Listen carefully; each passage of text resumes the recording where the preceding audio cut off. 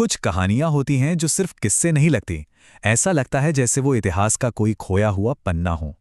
आज हम एक ऐसी ही रहस्य में उतरने वाले हैं, एक सोने का शहर जो कहते हैं रातों रात समुद्र में समा गया।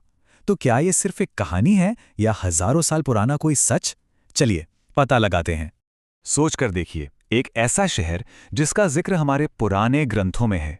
एक ऐसी जगह जहां दीवारें पत्थर की नहीं सोने की थीं और सड़कें वो चांदी से बनी थीं। हर कोना कीमती रत्नों से चमकता था। मतलब ये सिर्फ कोई शहर नहीं था, ये तो जैसे धरती पर ही स्वर्ग उतार दिया गया हो। और ये शहर छोटा मोटा नहीं था। कहा जाता है कि इसमें 9 लाख, जी हाँ, 9 लाख से भी ज्यादा बड़े बड़े महल थे। ये सिर्फ महलों की भीड़ नहीं थी, बल्कि एक प्रॉपर मेट्रोपोलिस था। एक ऐसा शहर जिसकी प्लानिंग और आर्किटेक्चर शायद आज के मॉडर्न शहरों को भी टक्कर दे दे।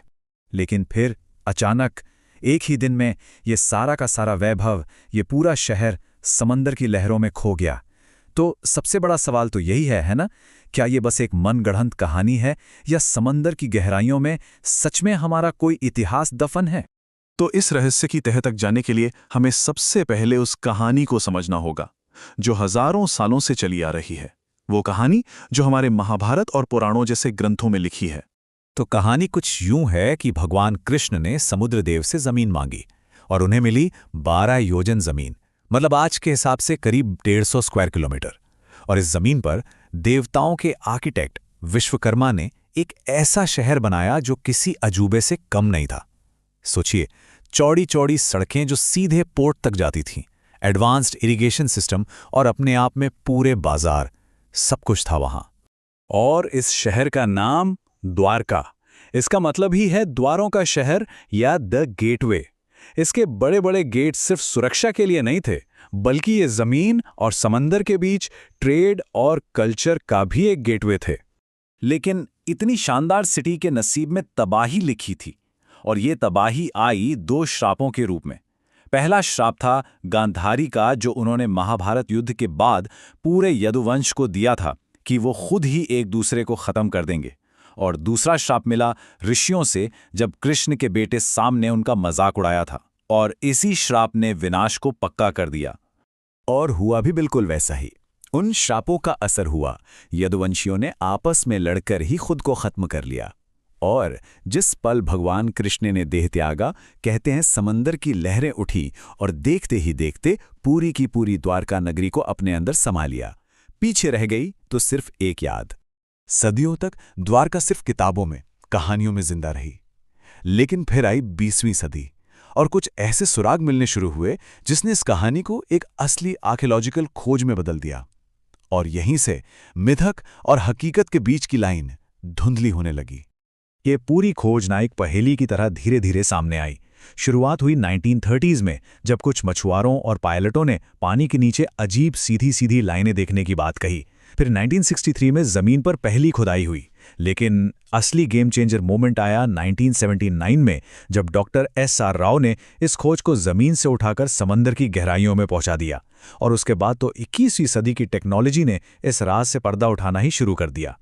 कहते हैं ना, हर बड़ी खोज के पीछे किसी एक इंसान का जुनून होता है। द्वारका की खोज के लिए वो जुनूनी इंसान थे डॉक्टर SR राव। ये उनकी जिद थी, उनका विश्वास था, जिसने एक भोली बिसरी कहानी को एक ठोस हकीकत बनाने की नींव रखी। देखिए, डॉक्टर राव का नजरिया बिल्कुल साफ था।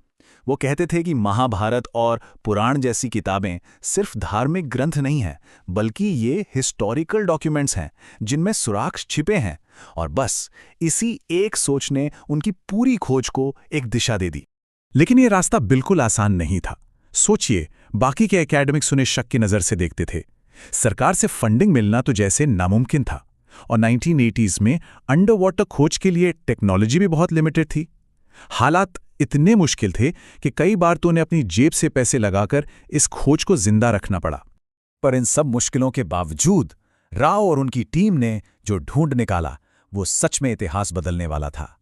उन्हें मिली 560 मीटर लंबी एक मजबूत पत्थर की दीवार, जो महाभारत के डिस्क्रिप्शन से बिल्कुल मैच करती थी।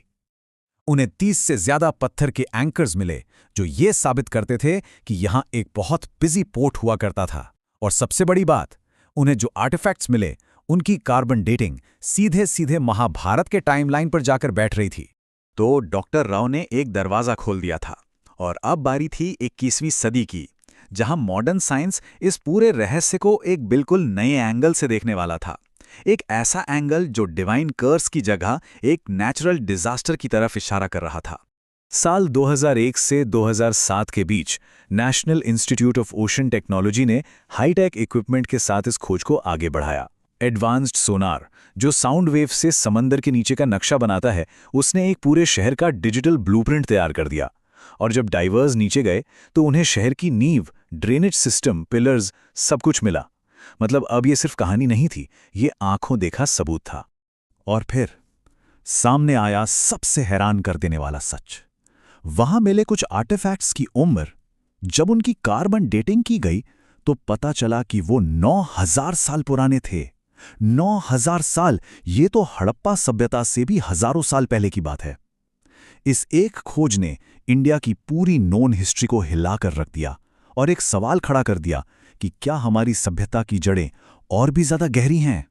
तो अब हमारे सामने दो एक्सप्लेनेशंस हैं। एक है माइथोलॉजिकल, जो एक श्राप और एक युग के अंत की बात करती है, और दूसरी है साइंटिफिक, जो कहती है कि उस जमाने में अचानक से समंदर का लेवल बहुत तेजी से बढ़ा, शायद किसी सुनामी या ऐसी ही किसी बड़ी घटना की वजह से, जिसने इस शहर को डुबो दिया। और देखिए सबसे मजेदार बात क्या है, कहानी कोई भी हो, अंजाम एक ही है, शहर डूब गया। और अब ये कहानी पहुंचती है आज के दौर में, जहां दशकों की साइंटिफिक खोज अब आस्था और नेशनल प्राइड से जुड़ जाती है। ये सब कुछ हाल ही में एक बहुत बड़े मोमेंट पे पहुंचा। इसी साल 25 फरवरी को ये वो पल था जब दशकों की साइंटिफिक रिसर्च, इतिहास और करोड़ों लोगों की आस्था सब समंदर की गहराइयों में एक साथ आ मिले। भारत के प्रधानमंत्री नरेंद्र मोदी ने खुद स्कूबा डाइविंग की और उस जगह पर पहुंचे जहां प्राचीन द्वारका के अवशेष हैं।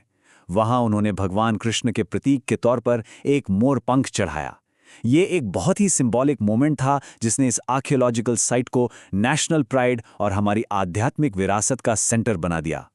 तो आज की तारीख में असल में एक नहीं, दो द्वारका हैं। एक वो जो समंदर के किनारे बसी है, एक जिंदा शहर जहां लाखों तीर्थयात्री आते हैं, और दूसरी वो जो लहरों के नीचे खामोशी से आराम कर रही है, हमारे इतिहास का एक खोया हुआ शहर। और आखिर में द्वारिका की कहानी एक बहुत जरूरी चीज सिखाती है। ये बताती है कि शायद साइंस और आस्था एक दूसरे के दुश्मन नहीं हैं, बल्कि एक ही सच तक पहुंचने के दो अलग अलग रास्ते हैं। एक रास्ता विश्वास का है और दूसरा सबूतों का। तो आखिर में बस एक सवाल दिमाग में आता है कि अगर सोने की द्वारका असली थी, तो हमारे इतिहास और मिथकों में दबी ऐसी और कितनी कहानियां हैं जो लहरों के नीचे अपने खोजे जाने का इंतजार कर रही हैं।